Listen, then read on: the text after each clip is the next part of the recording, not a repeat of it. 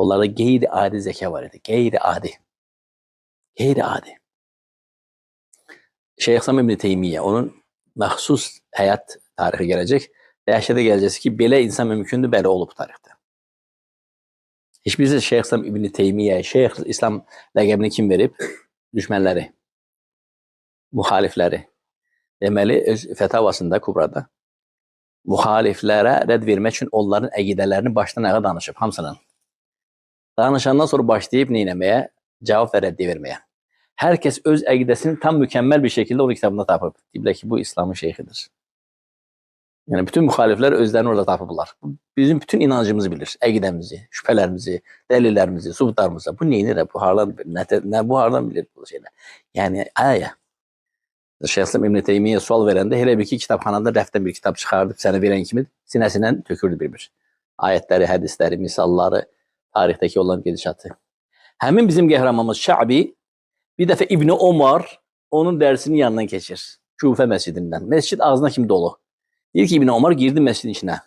Gördüm ki, mağazidən dərs verir. Mağazi, yəni ki, döyüş səhnələri, sirada döyüş səhnələri. Özdə nadir döyüşlər. O döyüşlər ki, hər kəs onu bilmir.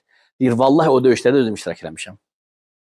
Və onun danışdığı bəzi şeyləri gözümlə və qulağımla şahid olmuşam. O qədər təfərrüatı ilə, dəqiqliklə danışırdı ki, sanki döyüşdə olan oydu, şagirsə mənəm. Hətta məhtəl qaldım ki, bu nə qədər dəqiqliklə bunları bilib, öyrənib, yığıb, toplayıb, əzbərləyib. Yəni, bu qədərmi? Onları halbuki mən gözümlə görmüşdüm o şeyləri. O döyüşdə yaşamışam yəni. Qulağımla eşitmişdim. Subhanallah. Bidat əhli gəlir, deyir ki, ya əmir-i müminin, biz bu kişi ilə münazara eləmək istəyirik, münaqişə. Elmi dabat, dibal.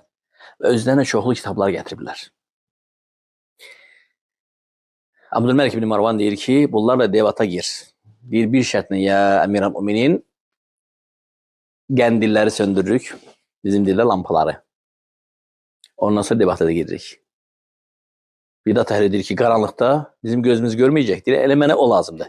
Çünki Allah Teala həqiqi elmi əhli haqqında deyir ki, fi sudurillezine utul ilm. Bu elm həqiqi elm əhlinin köksündədir.